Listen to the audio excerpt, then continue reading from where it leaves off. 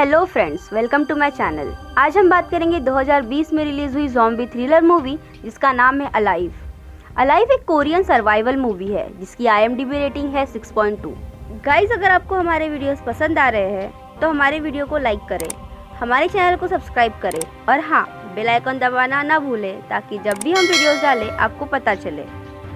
तो चलिए शुरू करते हैं।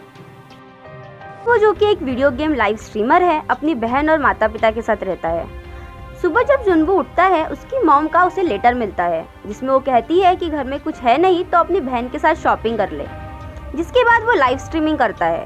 उसके दोस्त उसे बताते हैं कि टीवी पर कोई न्यूज़ चल रही है। टीवी पर बताते हैं कि लोग एक दूसरे पर हमला कर रहे हैं। ये पूरे गैंगबुक डिस्ट्रिक्ट में हो रहा है। जिसके बाद एक इमरजेंसी ब्रॉडकास्ट आता है जिसमें किसी को घर से बाहर नहीं निकलने की हिदायत दी जाती है। जुनवू अपने अपार्टमेंट से बाहर देखता है कि वहाँ तबाही मची है। हर कोई एक दूसरे के पीछे भाग रहा है और एक दूसरे को काट रहा है। तभी जुनवू के अपार्टमेंट में एक लड़का घुस आता है जो कि उसके पड़ोस वाले अपार्टमेंट में रहता है। जुनवू नहीं चाहता कि वो लड़का वहाँ रुके। वो उसे वहाँ से जाने के लिए कहता है, लेकिन वो बाथरूम जाने के लिए पूछता है।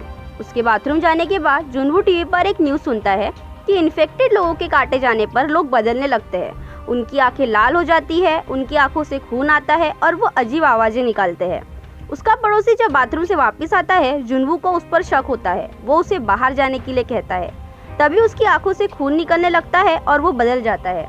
लेकिन जुनवू उसे अपार्टमेंट से बाहर निकालने में कामयाब हो जाता है। वो फ्रीजर को दरवाजे से लगा के दरवाज़ा ब्लॉक कर देता है। उसे उसकी मॉम का मैसेज आता है कि उसकी छोटी बहन उनके साथ है और वो सेफ है, पर वो घर नहीं पहुंच सकते। वो घर पे किसी को भी ना आने देने और खाना केयरफुली यूज़ करने के लिए कहते हैं। इसीलिए जुनवू खाना दिन के हिसाब से बांट लेता है। अगली सुबह उसे सोशल मीडिया पर काफ़ी सारे पोस्ट दिखते हैं जिसमें लोग अपनी फ़ोटो पोस्ट करके हेल्प मांग रहे होते हैं। जुनवू भी अपनी फ़ोटो पोस्ट करता है जिसमें वो लिखता है अलाइव। जुनवू उसके बाद अपना ड्रोन बाहर भेजता है, लेकिन उसे दिखता है कि पूरा एरिया इन्फेक्टेड है। कोई भी सरवाइव नहीं कर पाया, वो बस अकेला है। रात को एक पुलिस ऑफिसर हेल्प मांग रही होती है। उसके पीछे ज़ॉम्बीज़ होते हैं। जुनवू उन ज़ॉम्बीज़ का ध्यान भटकाने की कोशिश करता है, लेकिन कोई फ़ायदा नहीं होता। ज़ॉम्बीज़ उसे पकड़ लेते हैं। आवाज़ सुनकर जुनवू के घर में भी एक ज़ॉम्बी घुस जाता है। वो अपनी बालकनी से नीचे कूदने का दिखावा करके लटक जाता है और ज़ॉम्बी बिल्डिंग से नीचे गिर जाता है, लेकिन फ्रीज़र का सारा खाना भी नीचे गिर जाता है। अब जुनवू को वहाँ सर्वाइव करते हुए पूरे 7 दिन हो गए हैं। उसका खाना खत्म हो चुका है और पानी भी आना अब बंद हो गया है। इसीलिए वो अपनी पापा की शराब पीकर काम चलाता है, जिसकी वजह से वो हमेशा नशे में रहता है। अब 10 दिन हो चुके हैं। वो एक मैसेज रिकॉर्ड करता है जिसमें वो कहता है कि वो घर में भूखा मर जाएगा पर बाहर ज़ॉम्बीज़ से मरने नहीं जाएगा। वो अपनी मॉम को याद करता है कि उसकी मॉम हमेशा रेडियो सुनती थी। तभी उसे रेडियो का ध्यान आता है, लेकिन रेडियो के लिए उसे 3.mm ऑडियो जैक चाहिए होगा जिसको वो एंटीना की तरह यूज़ कर सके और हेल्प मांग सके। लेकिन उसके पास सारे वायरलेस हेडफोन्स हैं। उसे अकेले रहते हुए 15 दिन हो गए हैं। नशे की वजह से उसे हैलुसिनेशंस आने लगते हैं कि उसके पेरेंट्स और बहन घर पे वापस आ गए हैं, लेकिन ऐसा कुछ भी नहीं होता। थोड़ी देर बाद उसे एक वॉइस मैसेज आता है उसकी मॉम से, लेकिन तभी उन पर ज़ॉम्बीज़ अटैक कर देते हैं और कॉल कट हो जाता है। ये सुनकर जुनवू को बहुत दुख होता है और वो घर का सारा सामान तोड़ने लगता है और अपार्टमेंट से बाहर निकल जाता है। अपार्टमेंट से बाहर ज़ॉम्बीज़ की हालत देखकर उसे समझ आता है कि उसने अपार्टमेंट से बाहर निकलकर गलती कर दी। जिसके बाद बच बुझाकर वो अपार्टमेंट में वापस आता है और खुद को फांसी लगा रहा होता है। तभी सामने वाली बिल्डिंग के अपार्टमेंट से एक लेज़र बीम उस पर आती है। वो गले से फंदा निकाल कर बाहर देखता है तो वहाँ एक और सर्वाइवर होता है। वो एक लड़की है जिसका नाम यूबिन है। यूबिन भी वहाँ फंसी होती है। उसके घर में उसने एक फंदा भी लगाया होता है जिसमें एक ज़ॉम्बी फंस जाता है जिसे वो मार देती है। अब यूबिन के साथ होने से उसे हिम्मत मिलती है, लेकिन अब उनके पास पानी नहीं है तो वो बारिश का पानी जमा करते हैं। जुनवू की हालत से यूबिन को पता चल जाता है कि उसे भूख लगी है। यूबिन रस्सी से बॉल को बांधकर जुनवू के घर में फेंकने की कोशिश करती है ताकि रस्सी के सहारे वो उस तक खाना पहुंचा सके, लेकिन बॉल वहां तक नहीं जाती। जिसके बाद जुनवू अपने ड्रोन से रस्सी यूबिन के घर तक पहुंचाता है, जिससे यूबिन उसे खाना भेजती है। लेकिन जो बॉल रस्सी से लटका कर फेंकी थी उससे एक ज़ॉम्बी ऊपर चढ़ने लगता है। क्योंकि इन ज़ॉम्बीज को अपनी डे टू डे रूटीन याद होती है और वो ज़ॉम्बी फायर फाइटर होता है, वो आसानी से ऊपर चढ़ने लगता है। ज़ॉम्बी की रस्सी खींचने की वजह से यूबिन गिर जाती है क्योंकि रस्सी टेबल से बंधी थी और वो बेहोश हो जाती है। इधर जुनवो अपने ड्रोन से ज़ॉम्बी का ध्यान भटकाने की कोशिश करता है, लेकिन उसके घर के बाहर भी ज़ॉम्बीज आते हैं और उसका ध्यान वहाँ से हट जाता है, जिससे ज़ॉम्बी ड्रोन को नीचे गिरा देता है। तभी यूबिन को होश आता है और वो ज़ॉम्बी का हाथ काट देती है, जिससे वो नीचे गिर जाता है।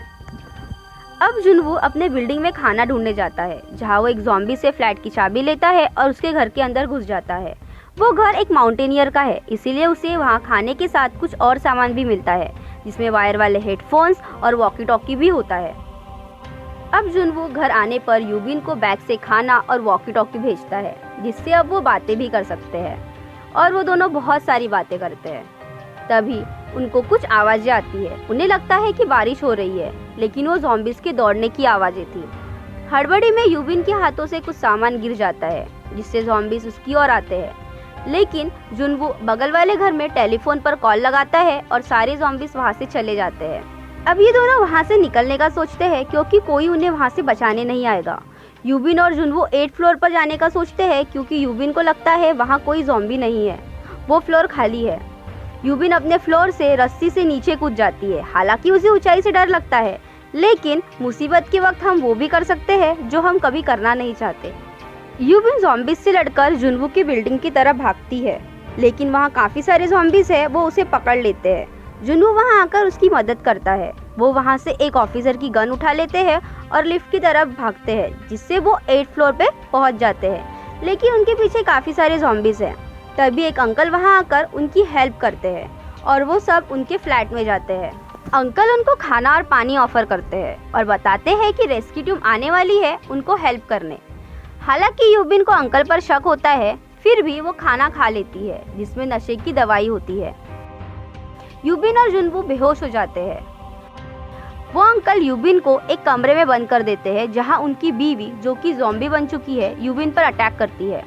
एक्चुअली वो अंकल यूबिन को अपनी वाइफ को खिलाना चाहते हैं क्योंकि उसने कुछ दिन से कुछ भी नहीं खाया।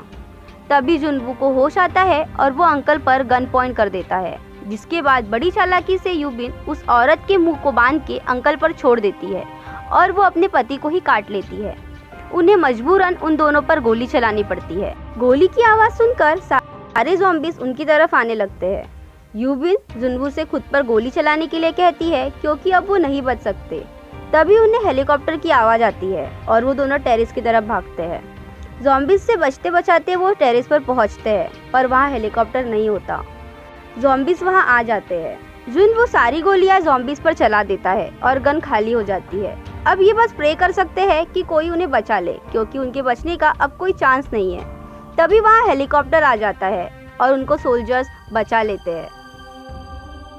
अब सारी सर्विसेज चालू हो जाती है और हर जगह से हेल्प के लिए मैसेजेस आना शुरू हो जाता है। जुनू ने जो पोस्ट डाला था उस पर 1200 लाइक्स होते हैं। शायद उसी की वजह से सोल्जर्स उन तक पहुंच पाए और ये मूवी यही खत्म हो जाती है।